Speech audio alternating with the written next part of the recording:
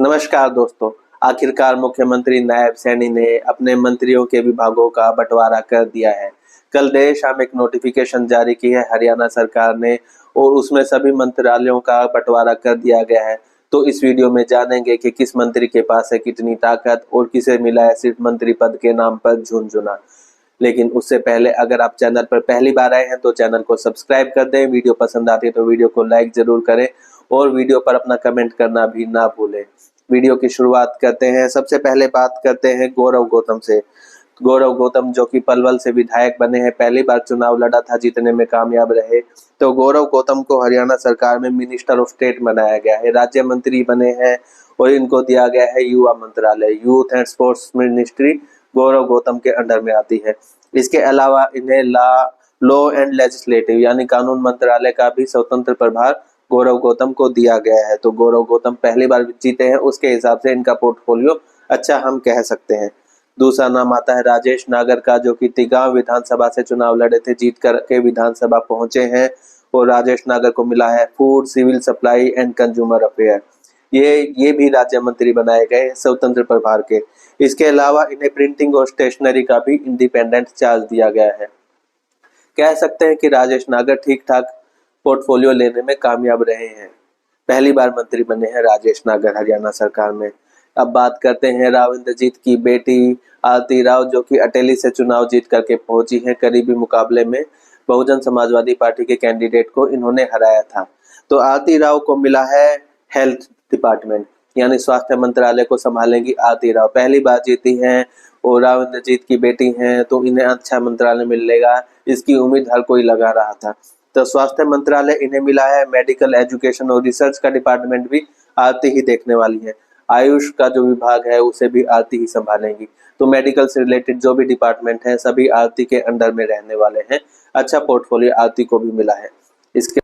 इसके बाद हम बात करेंगे श्रुति चौधरी की। श्रुति चौधरी जो कि चौधरी सुरेंद्र सिंह और किरण चौधरी की बेटी हैं, बंसीलाल की पोती हैं। तो शाम से चुनाव जीत करके आई हैं, अपने भाई को हराया था।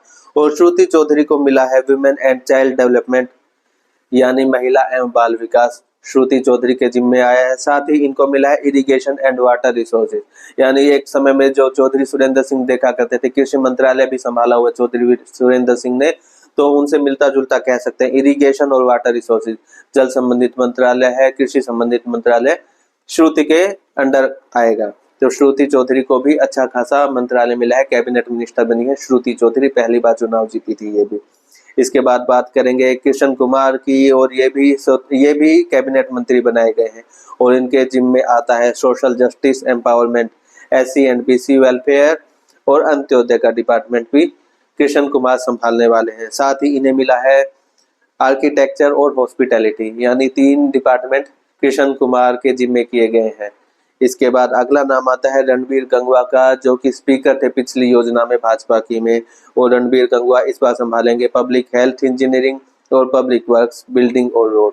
तो रणबीर गंगवा भी ठीक ठाक पोर्टफोलियो अपने पास लेने में कामयाब रहे हैं। इसके बाद अगर एक और बड़े मंत्री की बात करें जो कि है श्याम सिंह राणा, जो पूरा जो मंत्रालय का जो गठन हुआ है इसमें सबसे कम संपत्ति श्याम सिंह राणा के पास ही बताई गई है। तो श्याम सिंह राणा के पास है एग्रीकल्चर और फार्मर वेलफेयर। साथ ही एनिमल हस्बेंड्री और डेयरी का डिपार्टमेंट भी श्याम सिंह राणा देखने वाले हैं। फिशरीज भी श्याम सिंह राणा के ही जिम्मे है। तो श्याम सिंह राणा कृषि से संबंधित मंत्रालय लेने में कामयाब रहे हैं। बड़े मंत्री के तौर पर श्याम सिंह राणा हमें आगामी समय में काम करते हुए दिखेंगे। अगला नाम आता है डॉक्टर अरविंद शर्मा का। ब्राह्मण चेहरे हैं पार्टी के, मूलचंद शर्मा की जगह अरविंद शर्मा को इस बार पार्टी ने मौका दिया है। गोहाना से चुनाव जीते हैं अरविंद शर्मा और इनके जिम्मे आया है कोऑपरेटिव बैंक, आपने सुना होगा, तो उससे संबंधित जो मंत्रालय है कोऑपरेशन वाला। साथ ही जेल मंत्रालय भी अरविंद शर्मा देखेंगे। पिछली योजना में रंजीत चौटाला के पास जेल मंत्रालय था। इसके साथ ही इलेक्शन और हेरिटेज और टूरिज्म से संबंधित मंत्रालय भी अरविंद शर्मा के पास में आए हैं। अगला नाम आता है विपुल गोयल का। विपुल गोयल को मिला है रेवेन्यू और डिजास्टर मैनेजमेंट। साथ ही अर्बन लोकल बॉडीज और सिविल एविएशन भी विपुल गोयल देखने वाले हैं। इसके बाद हम बात करेंगे महिपाल ढांडा की। पार्टी के बड़े जाट चेहरे के तौर पर उभरे हैं पिछले कुछ समय में और लगातार 3 बार पानीपत ग्रामीण से जो सीट है वहां से चुनाव जीतने में कामयाब रहे। एक तरह से पार्टी का गढ़ बना दिया है इन्होंने पानीपत ग्रामीण सीट को। पिछली योजना में भी मंत्री थे, इस बार भी उम्मीद की जा रही थी कि इन्हें हैवी वेट कोई मंत्रालय दिया जाएगा। तो महिपाल ठांडा को मिला है स्कूल एजुकेशन, हायर एजुकेशन, यानी शिक्षा संबंधित जो भी मंत्रालय हैं उसे महिपाल ठांडा देखने वाले हैं। इसके अलावा आर्काइव्स और पार्लियामेंट्री अफेयर्स का जो मंत्रालय है उसे भी महिपाल ठांडा देखने वाले हैं। यानी जो विधानसभा है उसके अंदर जो पक्ष और विपक्ष के बीच में समन्वय स्थापित करने के लिए जो डिपार्टमेंट होता है उसे कहते हैं पार्लियामेंट्री अफेयर्स। तो उसका जिम्मा दिया गया है महिपाल ठांडा को, यानी ये कोऑर्डिनेट करेंगे पक्ष और विपक्ष के सभी विधायकों के साथ में।